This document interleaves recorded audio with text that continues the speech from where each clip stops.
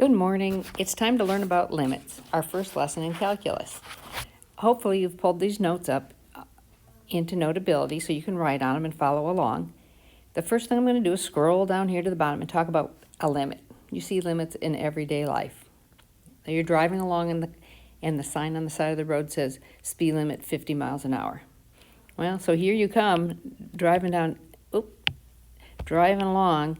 You're doing 54 and you see the policeman, you slow down until you hit 50. Or you're coming this way and you're only doing 42 and you see the police and go, oh wait, I'm not going fast enough, and you can speed back up. Okay, so your speed of your vehicle is going to approach 50 miles an hour at any given time. All right, now we are in math class, so we'll probably be dealing with functions instead. So let's start with the function f of x equals negative x squared plus 2. All right, so it goes through 2 up here. It's a parabola that's opening down. Okay. What a limit asks us is what's the y value as x approaches a certain number. So let's have x approach 0. So here's 0. My y value is going this way. My y value goes this way, and it goes to 2.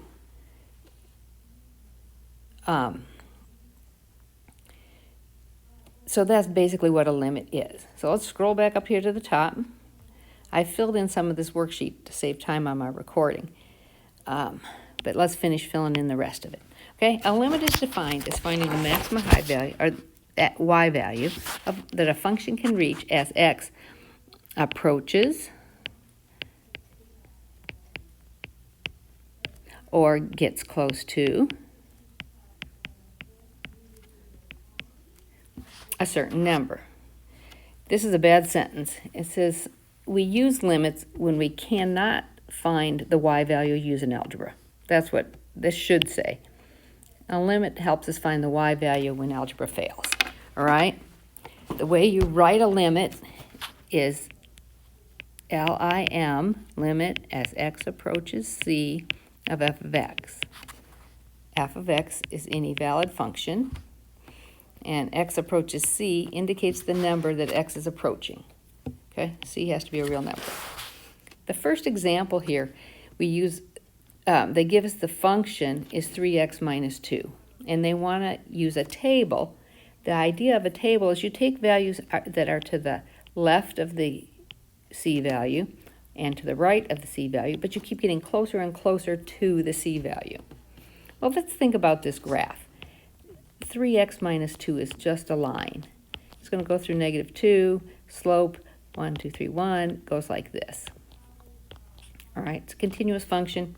They want to know what happens as x is getting close to 2. So here's 2. Well, in this case, I could plug 2 in there, and you'd get 3 times 2 minus 2, and you get 4. So we already know the answer. If you do it graphically, I'm going to be coming in this way to 2 and this way to 2, and there's my answer.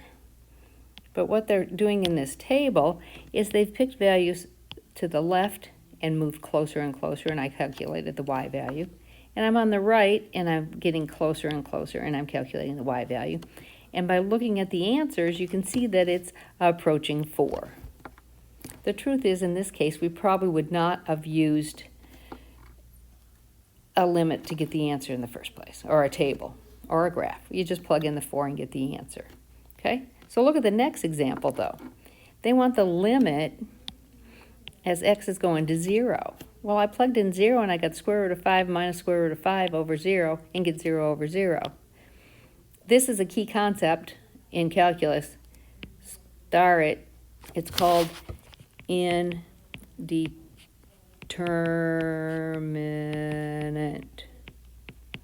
Okay? That's a word you need to know. 0 over 0 is indeterminate. And the thing is the limit might exist. We don't know yet. So what I'm going to do is plug in values to the left and values to the right and calculate it. And it sure looks like it's approaching 0.223. All right? If you plug this in your calculator and plug it in 0, it's going to give you an error. If you graph it, your function, you could trace your graph, and you'll end up at this point. Okay? Make sense? All right. Number 3. Same thing. I've got the cosine of x minus 1 over x as x goes to 0. So I calculated cosine in here. The cosine of 0 is 1, so 1 minus 1 is 0. This is something you need to know, guys. Know your trig functions. Okay? I did the same thing. Came in from the left, came in from the right.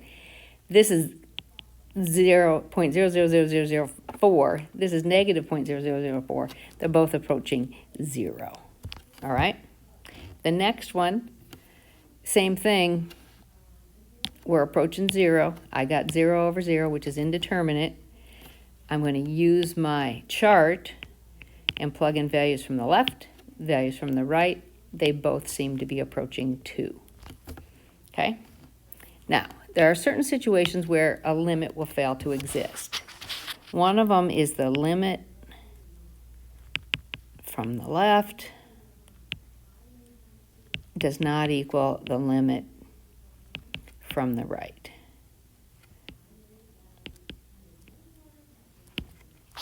Another one is you have unbounded behavior. Bounded behavior means you have an asymptote. Okay? Unbounded behavior is the calculus term. When I ask you about the limit, I don't want to say, well, there's an asymptote there. I want you to say, I have unbounded behavior. And the other option is oscillates. As you approach the C value, it's going to bounce back, and your graph is doing something like this. Okay? All right, let's look at some examples. Number 4, when you plug in values of this, if negative 1 over 1 is, you end up with 1. Negative 2 over negative 2 is negative 1. I'm sorry, that should have been negative 1. So the answer on this side is always negative 1. Over here, it's always positive 1. So what does it approach? It doesn't. So this is where you write DNE, does not exist. Why not? The left doesn't equal the right. Okay? Left does not equal right. The graph,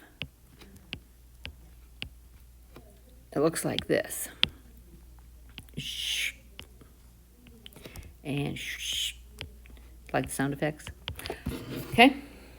It doesn't exist. Your left coming in from the left doesn't equal coming in from the right. And if I'm going fast, just pause it. Take time out, graph it, look at it, and come back. All right? Okay, here's the next one. The sine of 1 over x as x goes to 0. It's going to oscillate. Negative 1, 1, negative 1. 1, negative 1, negative 1. Let's do the math here, guys. You have 1 over negative 2 pi over pi. That's the same as negative pi over 2. Unit circle. Negative pi over 2 is down here. The sign's negative 1. Know your trig functions. Okay, these first 5 examples, we used a table to find the limit. Now there's 2 here with a graph. It's the same thing. Watch out on part A here. That's just asking for the y value at negative 1. Okay, so I go over here to negative 1, go up here, the answer is 1. This one's a limit. This one goes to negative 1, 0, and 1. Pay attention to the C value. Okay, so I'm approaching negative 1. So I'm going to follow my graph this way. I'm going to follow my graph this way. My fingers should run into each other, and it equals 1. At 0, I come this way, and it also equals 1. At 1, it comes in this way and this way. The answer is 3, but you'll notice this is equal to f of 1. The limit and the function's y value do not have to match. That's a key point. Okay? The limit doesn't equal f of x. All right. Number 7, same thing. This is asking for the y value here. This is 1. The limit at 0, which is part D, is equal to 2. They don't match again. Okay, this and this don't match. All right, the limit as it approaches 3. So here's 3. You come this way, you go that way, and the answer is 3. The limit as it approaches negative 2. Well, negative 2 is over here. It's not even in our domain, so it does not exist. Okay? All right, another graph. It's asking you to find the y value at -2. It's an asymptote, so it's undefined. Okay, you don't say does not exist because it's not a limit. All right, the limit at -2 is dne because it's unbounded. The limit at 0 is dne because left doesn't equal right. And the limit at 2 is equal to 1/2, even though f of x is undefined. Okay, so those are special cases, things you need to know. Pay attention to that, practice that. Okay, last problem. They're looking for the limit as x goes to 2, so I'm going to come in from the left, I'm going to come in from the right, and it approaches 1/2. And again, f of 2 is undefined, but the limit does exist. Okay, I hope that makes sense. There's videos out there to watch. If this doesn't, send me a text if you have any questions. Thanks for taking notes. Stop.